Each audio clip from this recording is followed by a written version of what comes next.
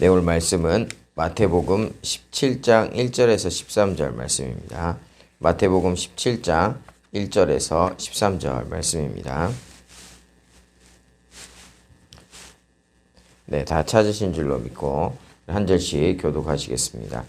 엿새 후에 예수께서 베드로와 야고보와 그 형제 요한을 데리시고 따로 높은 산에 올라가셨더니 그들 앞에서 변형되사 그 얼굴이 해같이 빛나며 옷이 빛과 같이 휘어졌더라.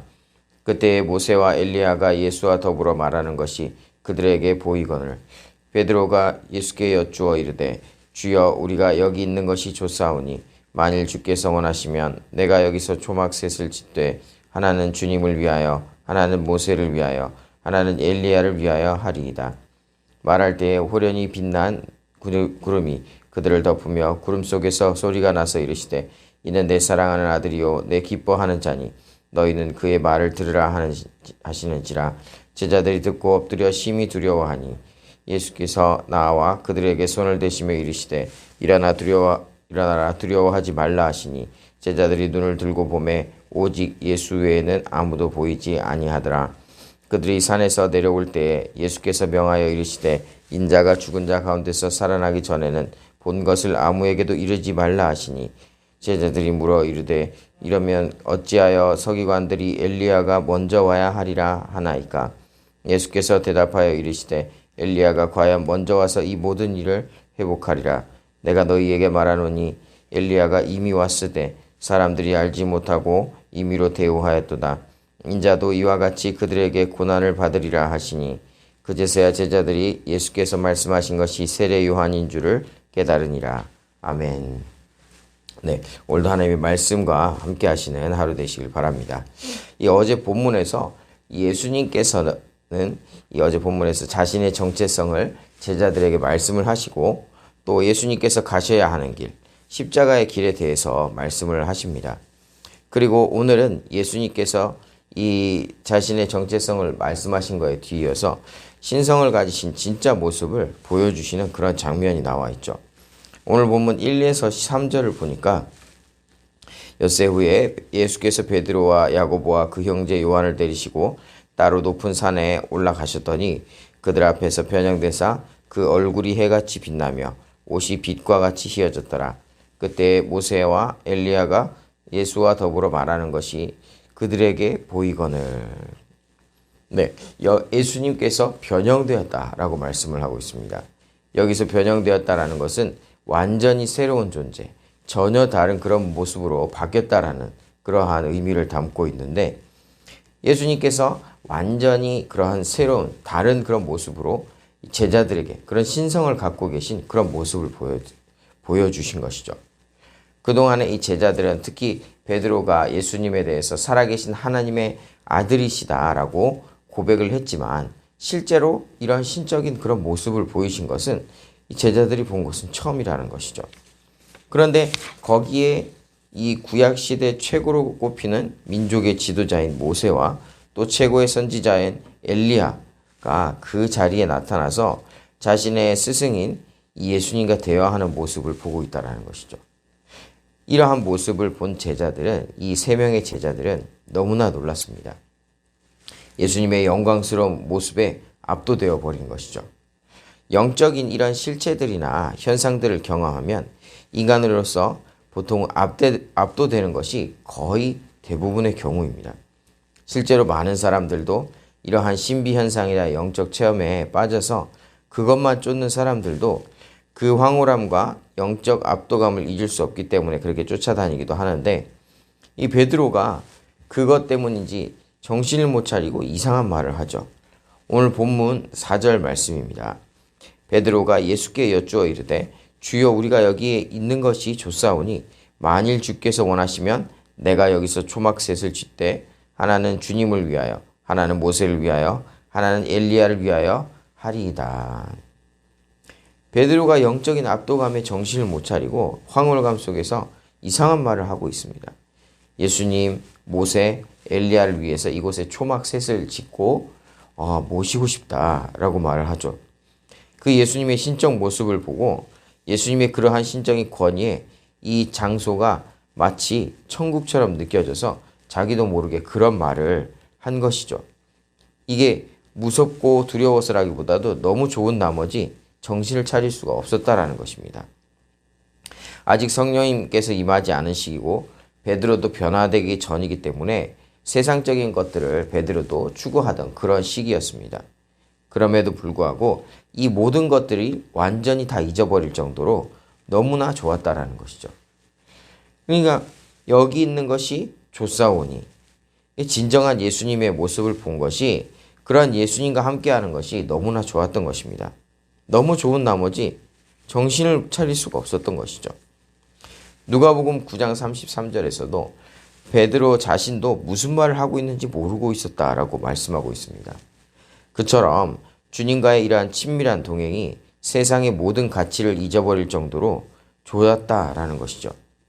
거기에 또 하나님께서 예수님이 이 자신의 아들이심을 직접 보증을 하시죠.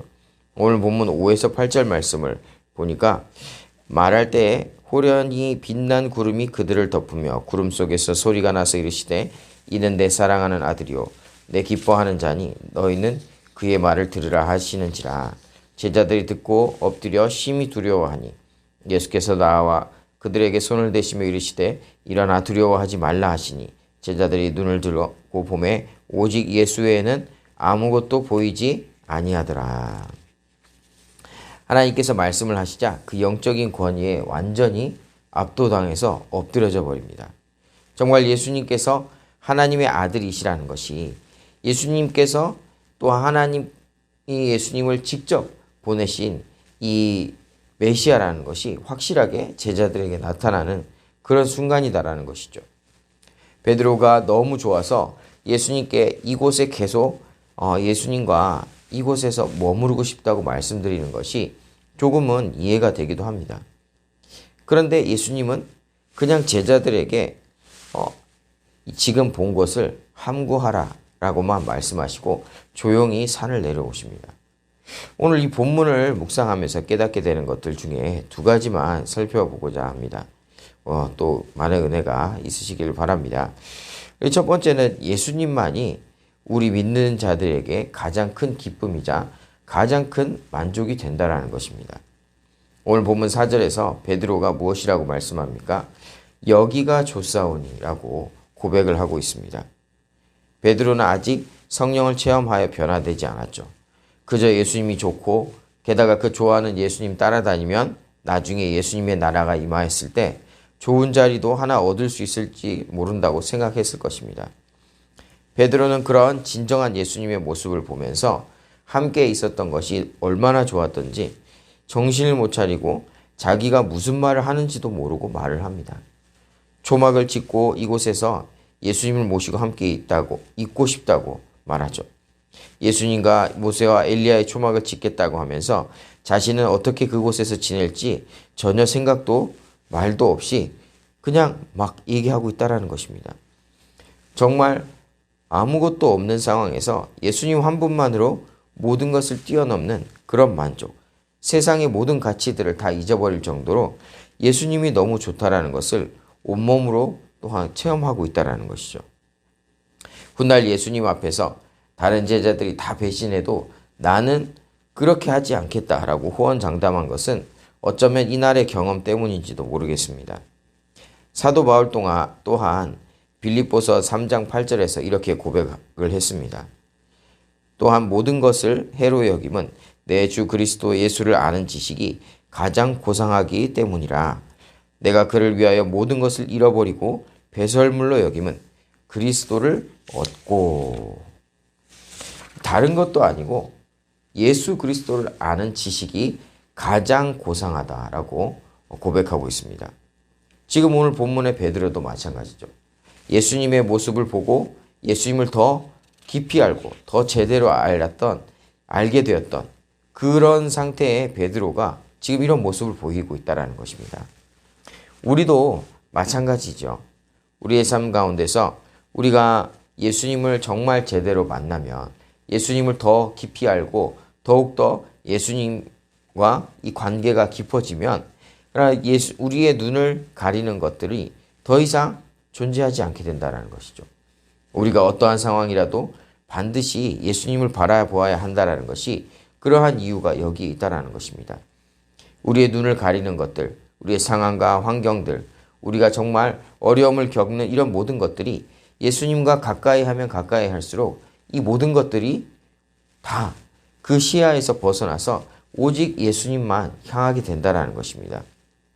그렇기 때문에 우리는 의도적으로라도 예수님과의 그러한 친밀한 그러한 관계, 친밀한 교제를 위해서 우리가 노력해야 될 그러한 이유가 여기에 있다는 것입니다. 또 두 번째로 예수님의 말씀을 우리가 따라서 살아야 한다는 것입니다. 우리 5절 말씀을 다 함께 한번 읽어보겠습니다. 우리 5절 말씀 다 함께 한번 읽어보겠습니다. 말할 때 호련히 빛난 구름이 그들을 덮으며 구름 속에서 소리가 나서 이르시되 이는 내 사랑하는 아들이요 내 기뻐하는 자니 너희는 그의 말을 들으라 하시는지라. 아멘. 하나님께서는 이 예수님이 하나님의 아들이심을 또 하나님께서 보내신 메시아이심을 확증해 주시죠. 그러면서 예수님의 말을 들으라 라고 말씀하십니다. 이 일이 있은 후 예수님의 행동이 무엇이었습니까?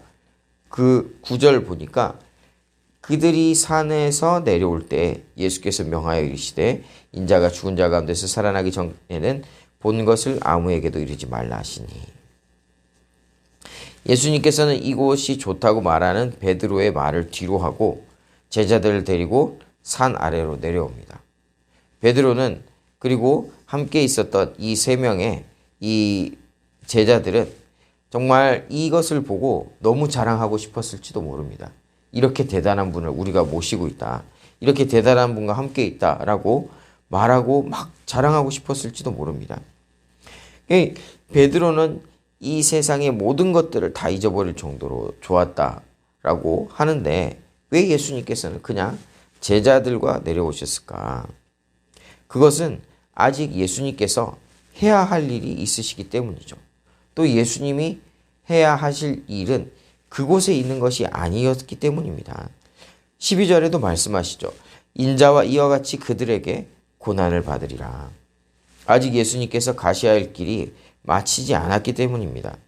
그렇기 때문에 예수님께서는 제자들과 다시 산을 내려왔고 이 제자들에게 자신의 길을 보이시고 또 그 길을 가게 하시는 것이죠.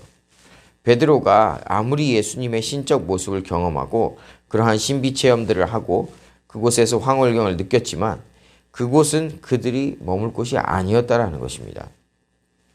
예수님께서 자신의 사명의 길을 완수하고 또 그 복음을 전하는 이 사명을 감당하라는 그러한 말씀을 들어야 한다라는 것이죠. 하나님께서 직접 말씀하시죠. 그의 말을 들으라. 이 말씀은 지금의 시대를 살아가고 있는 우리들에게도 동일하게 적용되는 동일하게 또 말씀하시는 그러한 말씀입니다. 우리가 가끔 보면 어떤 신비 체험을 강하게 한 그러한 사람들이 어떤 현실 도피적인 그런 신앙생활을 지향하는 그런 사람들이 가끔 있죠.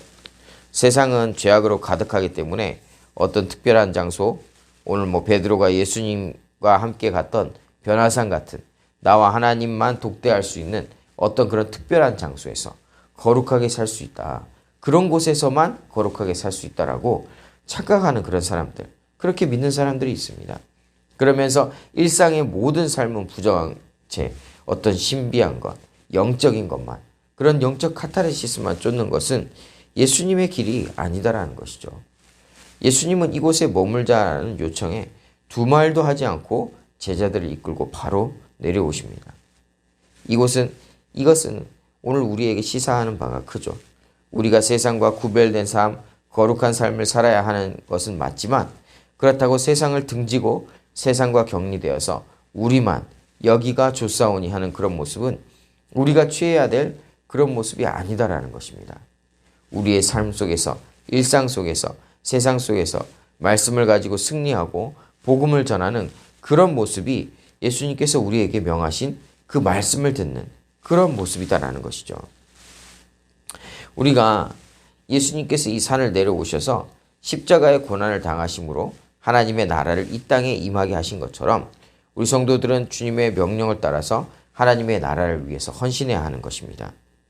현실 도피적인 그런 신앙생활이 아니라 거룩한 삶, 구별된 삶으로 세상에 이런 소금과 빛으로 선한 영향력을 끼치는 그런 삶이 되어야 한다라는 것입니다. 그렇게 삶의 현장에서 복음을 전하며 많은 사람들을 하나님께로 돌아오게 하는 그런 복음의 사명이 우리에게 주어져 있기 때문이죠. 오늘 우리가 이 두 가지를 꼭 기억하시길 바랍니다. 무엇보다도 비교할 수 없는, 그 무엇과도 바꿀 수 없는 이 예수 그리스도를 우리가 놓치지 않아야 된다라는 것입니다.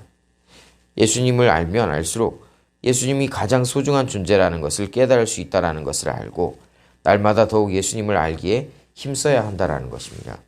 그리고 늘 주님과 동행하며 주님과의 그런 친밀한 관계성 가운데 우리가 늘 하나님의 기쁨이 되어야 한다는 것이죠.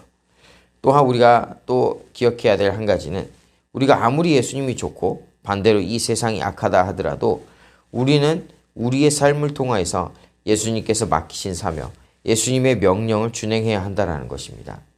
어떤 신령한 곳, 이 세상과 동떨어진 곳이 아니라 우리의 일상에서 그리스도의 선한 영향력을 우리를 통해서 흘려보내고 또 복음의 전달자로서 사명을 감당해야 한다는 것이죠.